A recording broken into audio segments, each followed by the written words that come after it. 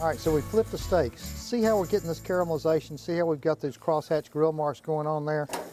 So we're just gonna let them kind of do their thing over here, and we're gonna work on the asparagus. Now, I guess everybody knows the trick. The part that you don't want to eat of the asparagus is you just bust it off right there. Wherever it bends, that's where it goes. Now, don't throw these things away. Put them in a Ziploc bag, throw them in the freezer, then shred them later on. They make great asparagus soup. So again, simplicity, simplicity, simplicity. We're gonna grab some olive oil and we're just gonna drizzle that over the asparagus. Again, kosher salt. You know, if you got a favorite herb that you want to put on these, that's fine. But I really do like for the asparagus to shine. I mean, you know, if they come around, they're seasonal one time a year. This is when they're the best. Make them stand out is what you want to do. So then it's just a matter of pitching them on the grill. And I've got enough asparagus here to feed 2 football teams. Close the lid, and while they're working, we're going to work on a Romesco sauce. Now, Romesco sauce is a Spanish sauce. It's a little bit acidic. It's based on red peppers. It's normally made with almonds or pine nuts, but we're going to do it with pecans today, kind of keep that southern theme.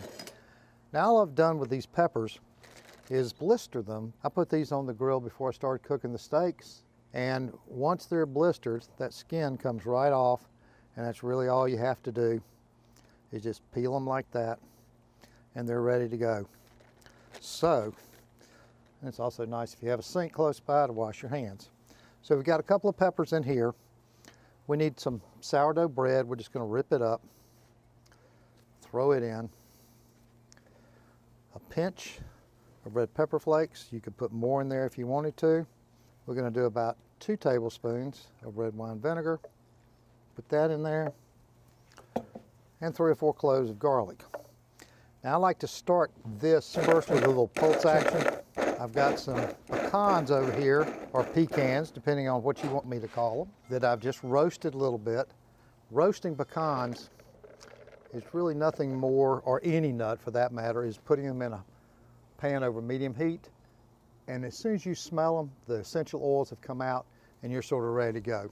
So once we've got that, put the lid on, take out that little puppy, and we're going to pulse them again a little bit.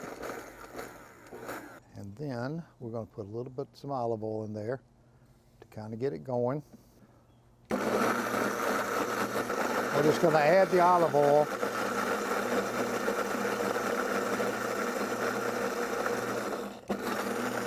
Until we have a nice sauce consistency, which should be about right now. See? Lovely.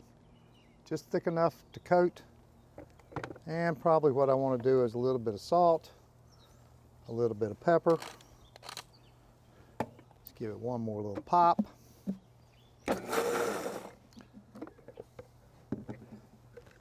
And then let's just double check it.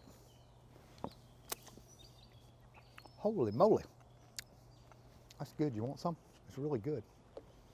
All right. We'll let that sit over on the side. Now let's go back to our asparagus.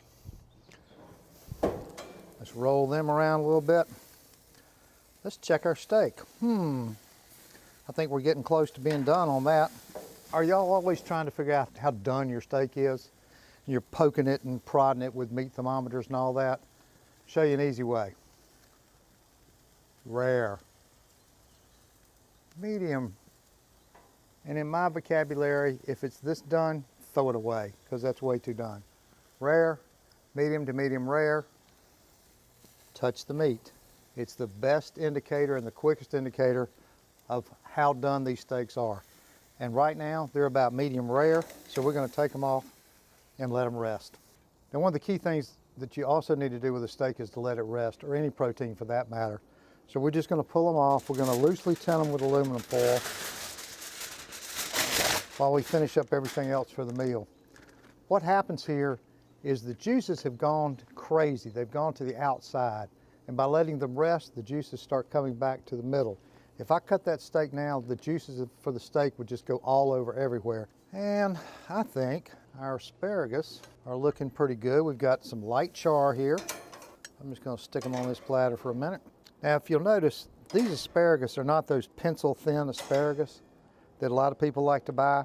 They're great for all kinds of applications, but when you're grilling them, the pencil thin ones tend to go right through the grill, but these take a little longer to cook, and just like a 1.5 inch thick steak, you get more flavor, more caramelization.